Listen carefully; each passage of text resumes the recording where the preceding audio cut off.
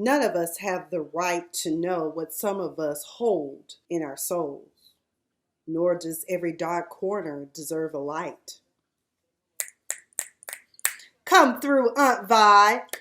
What's up, everybody? This is your girl, Miss Sophia the Diva. I'm back here again for another review of Own's Queen Sugar. Yeah! Shout out to Professor Anthony Sparks, Soror Ava DuVernay, and just all the great writers and people attached to this great project. Tonight's episode was everything, okay? It just keeps building and building and building, and we want more. Give me sugar.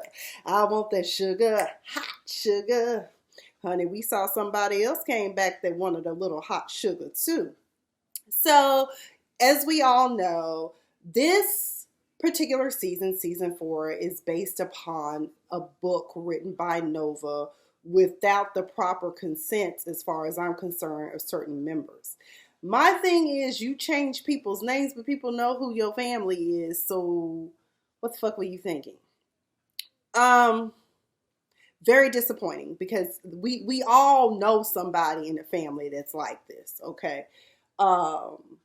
I could see if her family wasn't there for her and how bitter you could become, but she wrote it as if she's some bitter person that was totally ignored in the family, but you come from a family that loves you. Again, I'm Miss Sophia the Diva. If this is your first time here on my channel, I encourage you to please subscribe, help a diva out.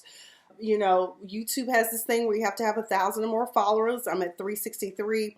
I think I lost 2. I was at 365, but I think my thoughts on the LGBT community may have pissed 2 people off, and they decided to exit stage left. Because, you know, I have family members that are, and I love them, and I'm not going to sit up here and bash them, okay? But that's neither here nor there. But if you don't have any problems with my thoughts and opinions on that matter, please feel free to subscribe. And let's get into Queen Sugar Season 4, Episode 4, Skin Transparent. And Nova was actually very transparent in this episode.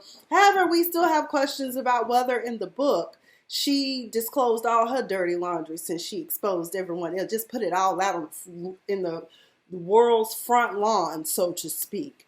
But Micah, when we open up this episode, Micah is hanging out with his Aunt Nova, and he is telling her, or sharing with her, that Sister Kiki does not return his phone calls and texts. Now, last week, I thought they were good, because like he told her, oh, and she also came over to the house too after they had made up, and he promised he wouldn't ever disrespect her or mistreat her, you know, but she has to understand that he has to evolve, right? So I thought they were in a better place. Meanwhile, Nova up here crying these crocodile tears because she realizes that probably no one is going to show up to his book signing but Micah. Because one thing about Charlie is not going to interfere with his relationship with his aunt. That's just par for the course. But Nova's crying about it. I was like, if anything, before you put ink to paper or click send, what you should have done is involved a family therapist. Hell, y'all could have made up a role for Yana Van Zant to come and help fix the Borderlone's life if you felt it was that tragic and everybody's secrets needed to be out. And honestly, Nova's mess could have put Aunt Vi in a precarious situation. I don't know if everyone understands the dynamics of lupus, but lupus is like the lone wolf creeping in the fog that can creep up on you at any time. Many years ago, I did a research paper on lupus because one of my favorite cousins, she has it and she suffers with it. As a matter of fact, I think my cousin has had 2 kidney transplants. As a matter of fact, now I'm up here talking. I need to call and check on my cousin. But either way, lupus, you know, and you've seen Toni Braxton struggle with it and a few other stars. I know Tashina Honor's sister, she struggles with it. It's Miss T, as I call her.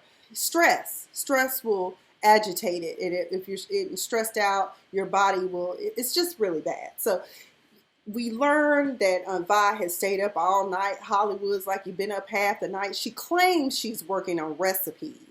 And if she is, she's engaging in avoidance and trying to suppress those memories that were aroused due to the presence of Jimmy Dale in her home. Because if you recall last week, Jimmy Dale did show up at dark in her doorstep, and we saw Aunt Vi turn into like this, like all that fire that she had, the light just went out. The flames went out when Jimmy Dale darkened her doorstep.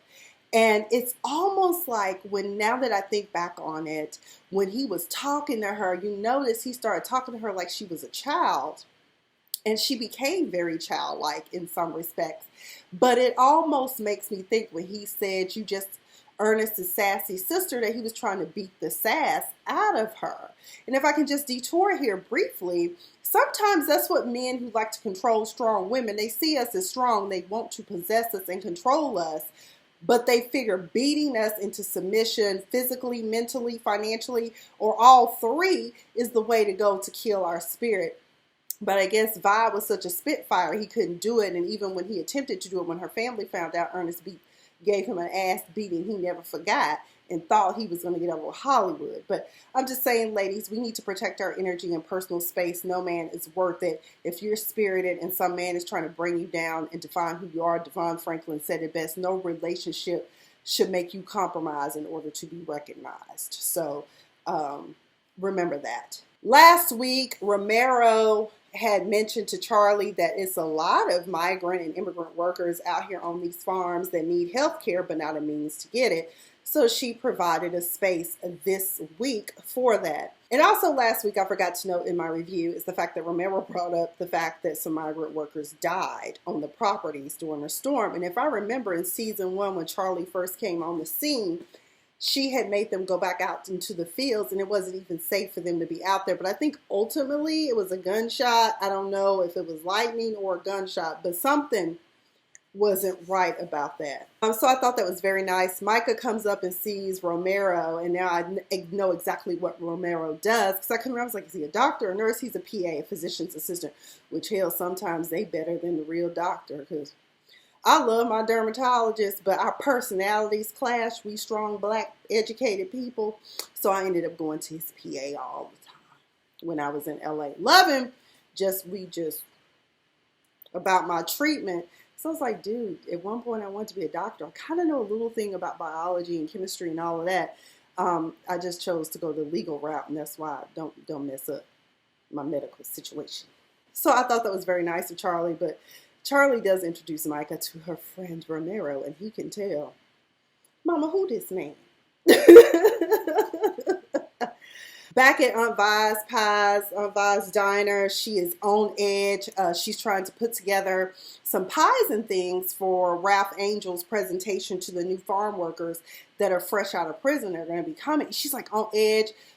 Miss Rhonda comes through and she drops something, and that's when Aunt Vi Lou's like, oh my God, girl, today is not the day. She's just like, and then that's when Hollywood was like, okay, calm down, fine, you just stay in the back. Because he had come back and asked her, could she come up front, because people are coming to see you. But right now, Vi really don't feel like being in the public eye. She just wants to hide out in the back. And part of that, we find out when Ralph Angel come creeping in through the back door. She was like, why are you coming through the back door? He was like, yo, niece out there. And I was like, oh my God, you have been relegated to just niece, Nova. And so Vi was like, Rhonda, go take care of that problem. And Rhonda goes out there, and Nova standing out there like a lost puppy. And she like, it's going to be the same answer. Every time I say Nova said, face palm goes up, a hand palm goes up. And, you know, she don't want you here.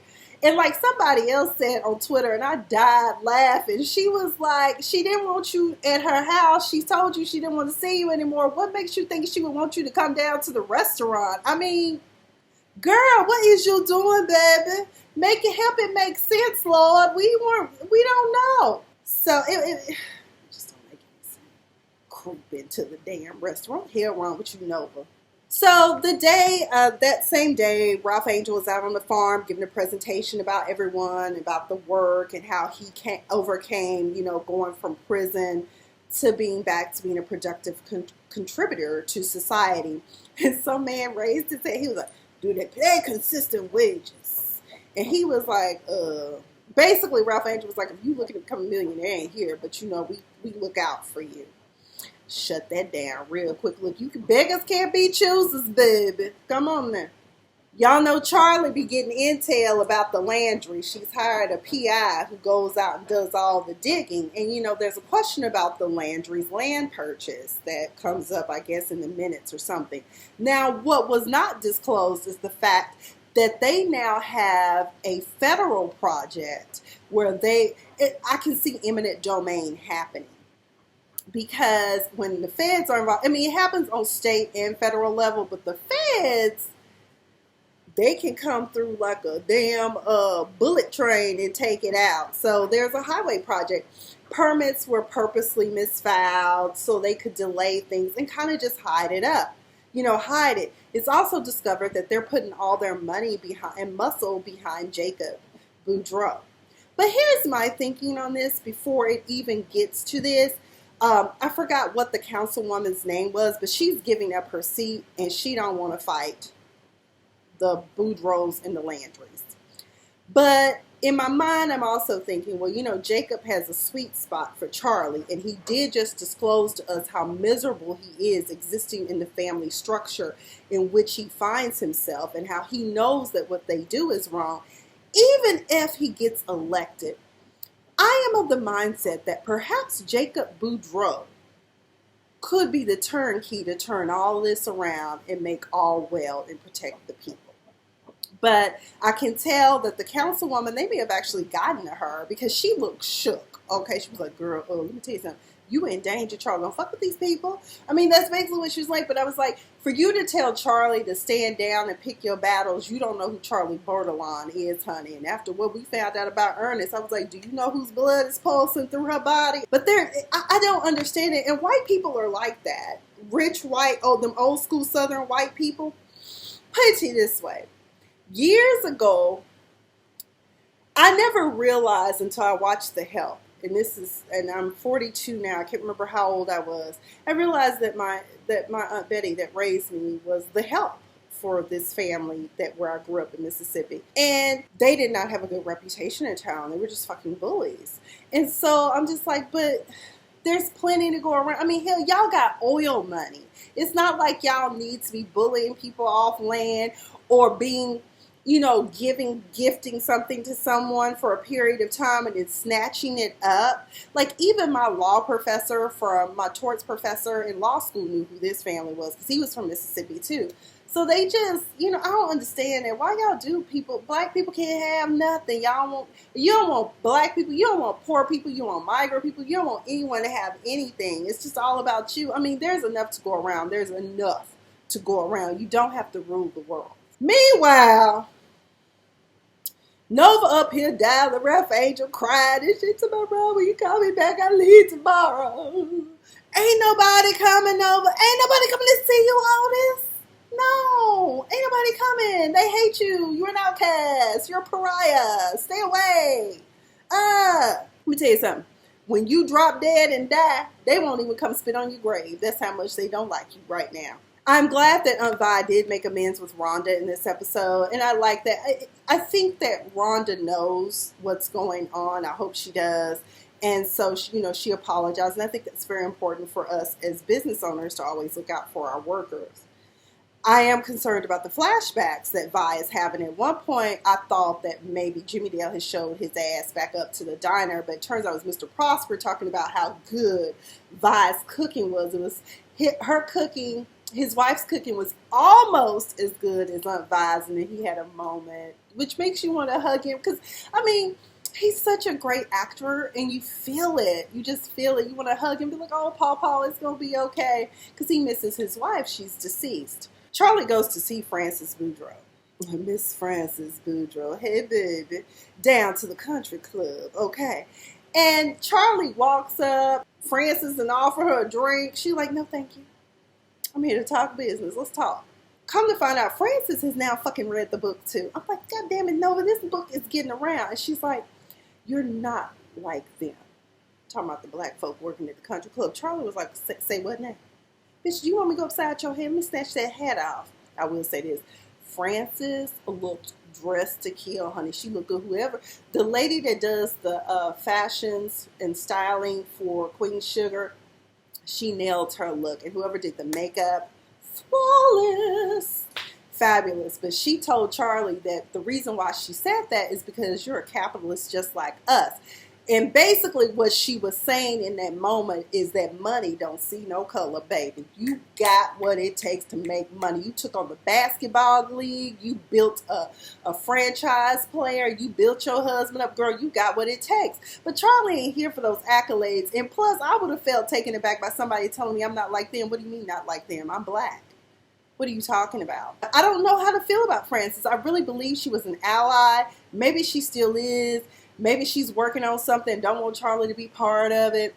But what Frances don't realize is, baby, and because of that, you awoke a lion, and Charley is here to play your game, okay? If she can take down a league, she can take down the Landry Boudreaux clan. So, yes, Charley, let her know. Also, Charley did let Frances Boudreaux know. Oh, by the way, I know about you and Jacob and the conspiracy y'all have for him to run for city council. Bloop. Meanwhile, Darla is in peace for now, hanging out with her new boo. He's teaching her the art of vinyl. One of my biggest regrets, the two albums that I had were Prince's Purple Rain and Michael Jackson Thriller. And I know my mother threw that shit away. I do. My mom loved to throw out my shit. Anyway, I digress. Or sell it. She probably sold it. She got addicted to garage sales at one point. Probably sold it. So Darla got a man at home. Ralph Angel has a moment with Benny, one of his farm hands, who tells him, say, is it true what they're saying? And Ralph, like, he was squaring up, like, what they say? Because he already is braced for people to ask him about, is it true what Darla Book says about Blue? But Benny wasn't here to be messy. He was just here to commend Ralph Angel for stepping up and being a father to a child that's not even his. He said, because I didn't even have my own daddy around, and I needed a father figure. So I thought that was nice. Davis, before Charley's meeting with Frances, he had texted her and was like, I got a surprise, y'all. Y'all know Davis, that's why they got a divorce. That was the straw that broke the camel's back, is when Charley found out that Davis had procreated a love child, a child outside the marital bed, outside the marriage. And the mother died. And that's when, I'm like, men don't ever think about stuff like that. It's like, you have a secret love child, and all this time you've been funding it, but you never thought the mother would die. So when they get to the house, he was like, Micah, this is your sister Tia. And Charley is just taken back. And her and Micah are standing there like, oh, okay, what do you want us to do with this? He was like, I was thinking we all could be a family, Maybe we could all go to a family breakfast. And Charlie's just looking at him like, nigga, are you serious? Like, no, we're not a family. We're just not. He told me, well, I just wanted to share something. And that's when Charlie said, I think you shared enough. I was like, exactly. You was out here sharing your penis when you had a wife. You shouldn't have gotten married if you knew you still wanted to share your penis with other women. That's all I'm saying. So Davis lets her know that he's going to take a head coaching position at one of the local universities in Louisiana, and that he's retiring from basketball. And that's when Charley was like thinking, oh no, Negro, this is your daughter. Now she's welcome here anytime because it's Micah's sister. I think it's important that they build a relationship, but please don't expect me to raise your daughter on the low. Okay, this ain't no co-parenting type situation. But when she said, but that's Micah's sister, she was like, I know how biology works. I died. I was like, God damn. In the words of David Arnold, God damn. So I was like, ooh, come through. Okay, y'all, here it is. The day of Nova's book reading when she unearths more of the borderline family secrets, child. Micah is the only one there, honey. Them chairs were just as empty. And she done saved seats for everybody. Ain't nobody coming to see you, Otis. I done told you this, Nova. Ain't nobody coming to see you, girl. We also saw Chantal. If y'all remember, Chantal was a love interest of Nova's at one point, played by the lovely and beautiful Reagan Gomez. I love her. She is awesome. So we kind of knew something had happened. They showed in the previews someone with a tractor in the field burying bodies. Nova, last minute before the book went to print, added another chapter about something that happened to her in childhood. I thought she had been touched by somebody on the fishing trip. I definitely would never have thought that Earnest would do anything like that, because somebody in the group was like, it was probably Earnest. I was like, I don't think so. Come to find out, some white men were catcalling at Nova when they went on a fishing trip. And that was one of the bonding things they did, was go fishing. And her father handled it, or at least it's implied that he handled it. Because she said, after that trip, my father never took his eyes off of me. And she said one night she used to like to get up at night, period, and get up and go wander in the sugarcane fields. And that's when she saw her daddy burying something. She don't know what it was. She just saw him. By the time she got there, he was closing up the hole. And she never saw those men again. So I'm pretty sure we know what happened. Her and Reagan Gomez's character Chantal share a moment, honey. Chantal was like, yeah, I've been working on me trying to get my shit together. But she kissed Nova, honey. I was like, she want that sugar. I want some of that sugar. Hey, I will say this, Rutina Wesley is so beautiful. Oh my God. I've loved her since True Blood. And she is acting her ass off because we don't like Nova. Don't nobody like her. We can't even root for Nova. Well, the moment has come. Darla now knows what's in the book. And Darla comes over just like Charlie did. I was like, you should have came in there like Big and kick in the doorway, in the full four. All you heard was, Papa, don't hit me no more. Should have just beat her ass right there on sight. On sight. Whoop her ass, Darla. Darla was like, what were you thinking? And that's what all of us in the audience, all the family is wondering. Why would you do that? Well, I changed your name, you know. I mean, maybe somebody can be saved. That's what you keep saying, but you're still not justifying it to the party's lives that you are destroying. Darla is like, everything I've built, this new life I built, no one needed to know that. No one. I mean, she told everything about how Hollywood found her, how he found Blue, when Ralph Angel. I mean, I think it was in season 3 or season 2 when that story came out about the extent of why Aunt Vi finds Darla. She has an inability to look at her because she thinks she's despicable. So Darla basically told her, you know, you wrong and you foul for this. And sis, you're lower than I ever was. I was like, ooh, girl. Ooh, girl. Well, Micah comes home, tells his mama about what happened. Grandpa Ernest may or may not have done. Next thing we know, they down to Aunt Vi's pies, Ralph Angel, and Charlie. And Aunt Vi, like, I thought we all agreed we were not going to fool with Nova.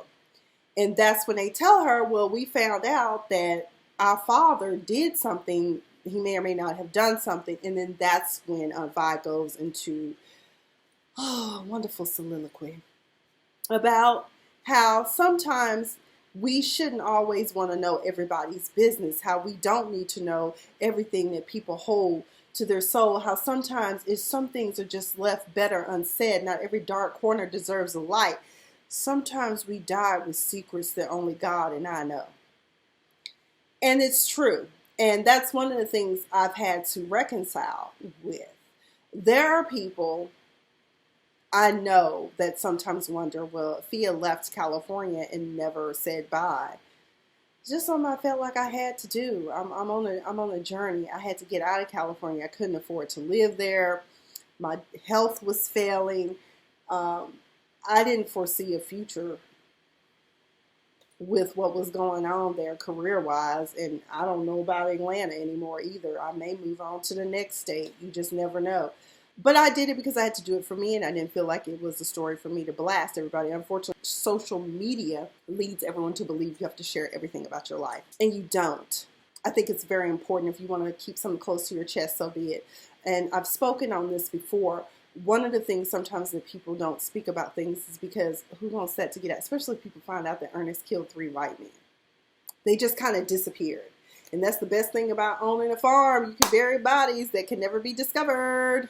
And who knows, if the highway comes through there, they might find it, because part of the Landry's deal includes part of the Borderline farm. So now they got to fight for that. Darla met Ralph Angel at the house and was crying. She was like, she told everything. Why? Why did she do?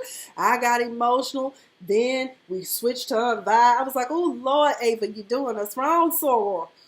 Switched to Aunt Vi at her house. Hollywood, like, come to bed, sweetheart. And she's like, I am. And then she starts crying into a towel with the water running. She's hoping that's enough to drown out the sign. But Hollywood knows. Aunt Vi's in pain and she's hurting. She doesn't want to remember those things.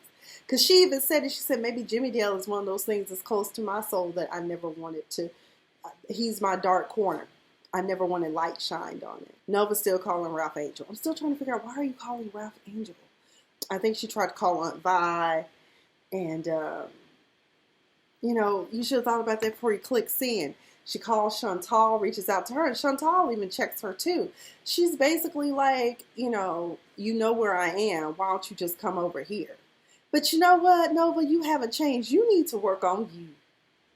You want everything to go your way. I was like, damn, your family didn't even say that about you. So when we close out the episode, we see Nova struggling to get her luggage and stuff out the house in these wedge sandals, and I would hope she would have wobbled over and fell and twisted her ankle, so she'd be on crutches doing her damn book tour that she doing to go tell all the family secrets. Hell, when Micah said 2 families, I was like, they recorded that as part of a promo? Damn.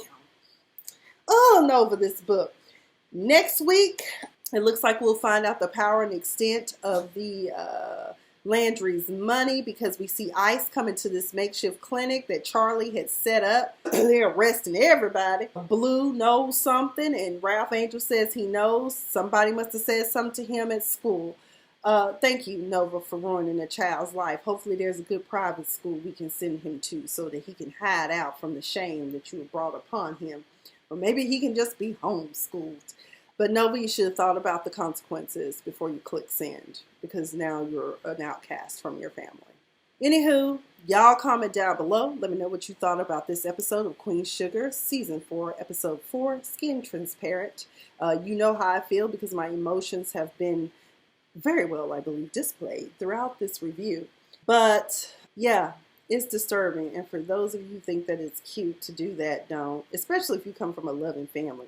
Unless I can understand if you did it, you want people to know your whole family is a bunch of assholes. But this was a good family. Maybe they didn't always make the right choices, but each thing they did was a wall of protection, and you have broken that wall, Nova. But that's all I've got. Been Miss Sophia the Diva. Again, you can also join me live here on my YouTube every Tuesday night from 9:30 p.m. to 11 p.m. where I do a Diva Disturb, where we have guests as well as we talk about those hot topics happening in the headlines. Pop culture, politics, you name it. We also are even adding a disturbing subject. This week's disturbing subject was resentment from childhood of being the older sibling and having to raise your younger siblings in some respects. That was an interesting topic. You can check that out. But anyways, this week's guest is going to be Joey That Dude. He's a comedian originally out of Baltimore, now living here in Atlanta, and he's one of my good friends.